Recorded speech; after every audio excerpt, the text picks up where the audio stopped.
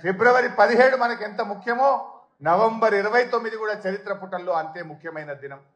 ఆనాడు కేసీఆర్ గారు ఇంకా లాభం లేదు, కేసీఆర్ చచ్చుడో తెలంగాణ వచ్చుడో, అయితే తెలంగాణ జైత్రయాత్ర లేదంటే నా శవయాత్ర అని చెప్పి ఆమరణ నిరాహార దీక్ష కూర్చున్నటువంటి నాయకుడు మనం చూసాం. గాంధీజీ గారి సత్యాగ్రహం చూసాం, పొట్టి శ్రీరాములు గారి ఆమరణ దీక్ష చూసాం.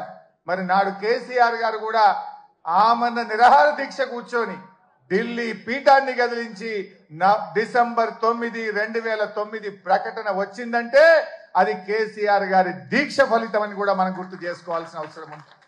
నిజంగా ఆయన ఆ రోజు దీక్ష పూనుకోకపోతే ఇవాళ తెలంగాణ ప్రకటన వచ్చేదా? ఎవడెవడో ఏదో మాట్లాడుతున్నాడు.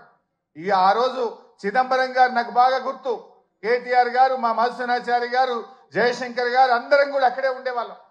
చిదంబరం గారు ఫోన్ చేసి ఢిల్లీ నుంచి కేసీఆర్ గారు దీక్ష విరమించండి, మేము తెలంగాణ ప్రక్రియ ప్రారంభిస్తామన్నారు. మీ మాటలకు మేము మోసపోం. మీరు స్పష్టంగా ఢిల్లీ నుంచి తెలంగాణ రాష్ట్ర ఏర్పాటు ప్రక్రియ ప్రారంభిస్తున్నామని స్పష్టమైన ప్రకటన కేంద్ర ప్రభుత్వం నుంచి చెప్తే తప్ప నా దీక్ష విరమించను అని చెప్పి కేసీఆర్ గారు చెప్పింది. అప్పటికి 11 రోజులైంది. మనిషి ఆ మంచం మీద నుంచి ఒక్కొక్కసారి వణుకుతో దాదాపు హాఫ్ ఫీట్ ఎగురుతా ఉండే బాడీ, తన కంట్రోల్లో తాను లేదు. కానీ ఆ పట్టుదల మాత్రం సడలేదు.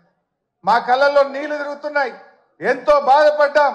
కానీ ఆయన మాత్రం కేంద్ర ప్రభుత్వం తరఫున రాష్ట్ర ఏర్పాటు ప్రక్రియ ప్రారంభమైందంటేనే దీక్ష విరమిస్తా అన్నాడు.